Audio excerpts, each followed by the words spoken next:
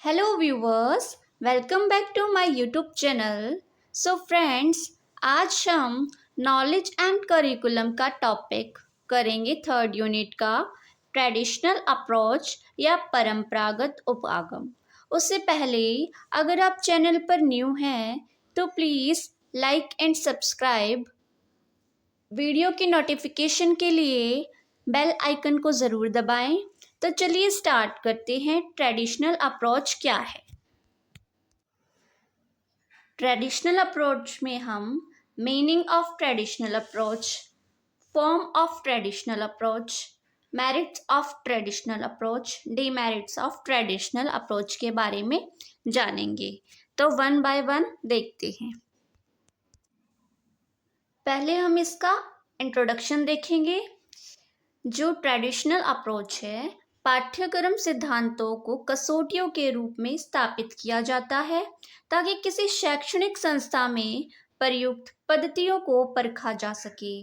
शिक्षण पद्धतियों में नवीनता, मुख्य नवाचार पाठ्यक्रम की सफलता और असफलता को दर्शाने वाले पहलू हैं। ठीक है। अप्रोच या उपागम का क्या अर्थ होता है? उपागम से अभिप्राय किसी व्यक्ति का विश्व को देखने का वह दृष्टिकोण है जो उसके जीवन, दर्शन, मूल्य और ज्ञान से संबंधित है। बेसिकली बात करें तो उपागम का मुख्य अर्थ है किसी का दृष्टिकोण या किसी का देखने का नजरिया। ठीक है।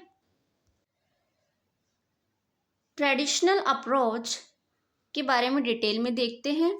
परंपरागत उपागम रैल्फ टेलर द्वारा 1949 में दिया गया। परंपरागत उपागम सब्जेक्ट और कंटेंट सेंटर्ड होता है। ठीक है। परंपरागत उपागम अर्थात सामान्य पाठ्यक्रम और विषय समूह व अन्य परंपरागत क्रियाओं पर आधारित होते हैं। परंपरागत शिक्षण पाठ्य पुस्तक, वर्कशीट और कॉपी के द्वारा शिक्षण परंपरागत शिक्षण के द्वारा प्रदान करता है। परंपरागत दृष्टिकोण से पाठ्यक्रम का विकास करने के लिए हम अलग अलग तरीकों का प्रयोग कर सकते हैं। सबसे प्रचलित दृष्टिकोण के रूप में सामग्री दृष्टिकोण है, जहां पाठ्यक्रम ज्ञान की सूची के रूप में प्रस्तुत किया जाता है। परंपरागत उपागम में कुछ पाठ्य पुस्तक का प्रयोग किया जाता है। बालकों को विद्यालय आने पर परंपरागत शिक्षण सामग्री के द्वारा उसे क्या करना है, ये संबंधित जानकारी उपलब्ध प्राप्त हो जाती है। परंपरागत शिक्षण द्वारा शिक्षक व बालक सभी सुरक्षित महसूस करते हैं। तनाव युक्त शिक्षण होता है। शिक्षक और विद्यार्थी सभी के समक्ष स्पष्ट शैक्षिक कार्यक्रम रहता है। इस कारण परंपरागत उपागम में शिक्षण प्रक्रिया पूर्णतः तनाव रहित और सुरक्षित रहती है।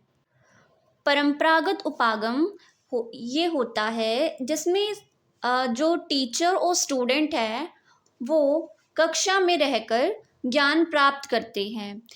इसमें टीचर सेंटर्ड होता है। यहाँ पे टीचर ही ज्ञान देता है बच्चों को और नोट्स वगैरह सब प्रोवाइड टीचर ही करवाता है और स्टूडेंट उसे ग्रहण करते हैं। यानी कि जो स्टूडेंट हैं उनको टीचर के द्वारा पकी पकाई खीर कह लो उसको, वो मिलती है। ठीक है।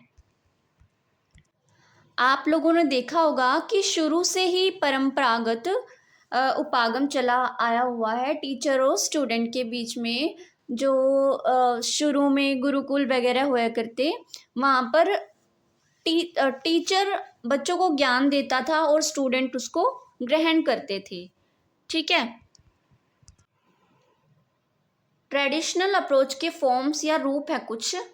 फर्स्ट है प्रबंधकीय उपागम या एडमिनिस्ट्रेटिव, जमीनी उपागम या ग्रास रूट्स। थर्ड है प्रदर्शन उपागम या डेमोन्स्ट्रेशंस। जो प्रबंधकीय उपागम है या एडमिनिस्ट्रेटिव उपागम है वो क्या होता है? इसमें विद्यालय के सुप्रीडेंट या प्रशासक द्वारा एक पाठ्यक्रम का निश्चित खाका तैयार किया जाता है। यह पाठ्यक्रम विकास की आवश्यकता होने पर ही उठाया जाता है। जहाँ पे करिकुलम की आवश्यकता होती है कि इसमें क्या बदलाव करना चाहिए, उसमें सुप्रिटेंडेंट या प्रशासक एक निश्चित पाठ्यक्रम का खाका तैयार करते हैं। शिक्षकों की एक कमेटी नियुक्त की जाती है।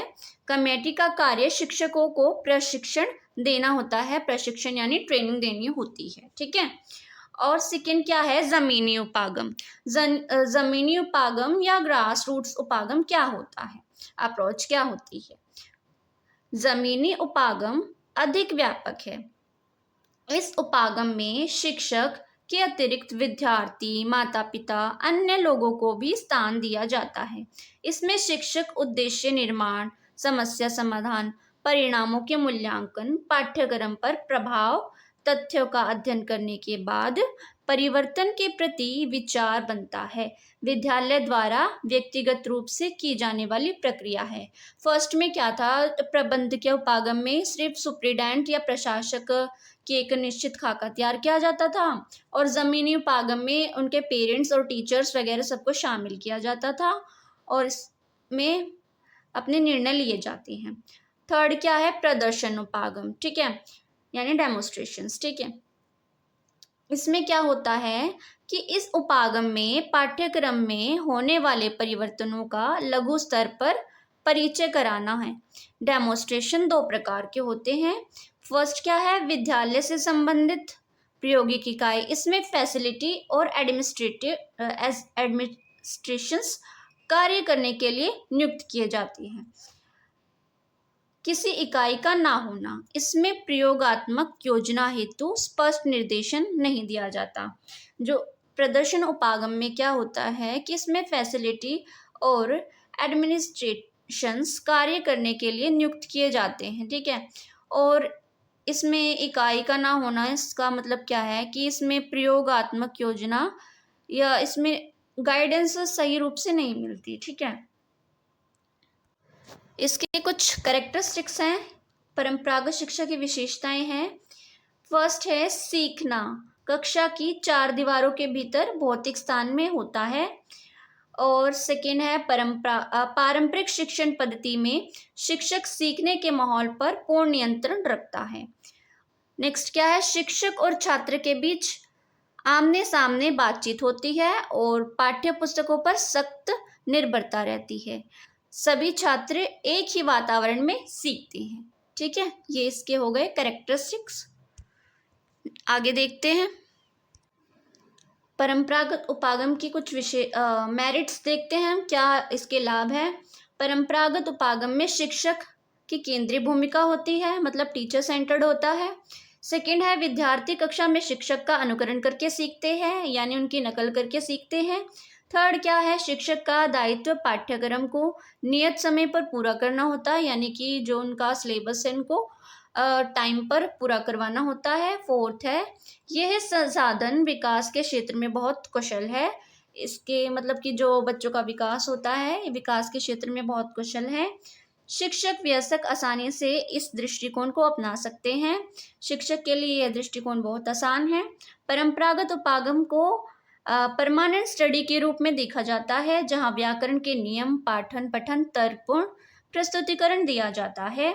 नेक्स्ट है, परंपरागत उपागम एक तरह से नियमों का लिखित दस्तावेज के रूप में प्रयोग किया जाता है।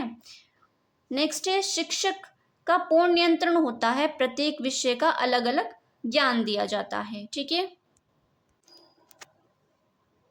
सामग्री का स्वरूप और रूपरेखा शिक्षक द्वारा तैयार किया जाता है ताकि वांछित अधिगम परिणाम प्राप्त हो सके। यह शिक्षक को शैक्षिक निर्देशक ज्ञान स्रोत के रूप में देखा जाता है।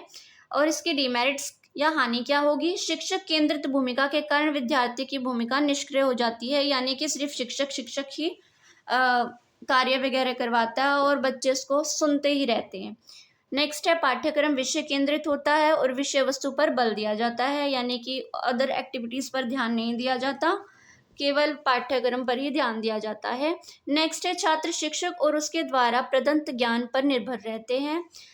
जो शिक्षक है वो सिर्फ बुक के नॉलेज पर ही ध्यान देते हैं। फोर्थ है, यह कम साक्षरता कौशल विचार का समर्थन करता है।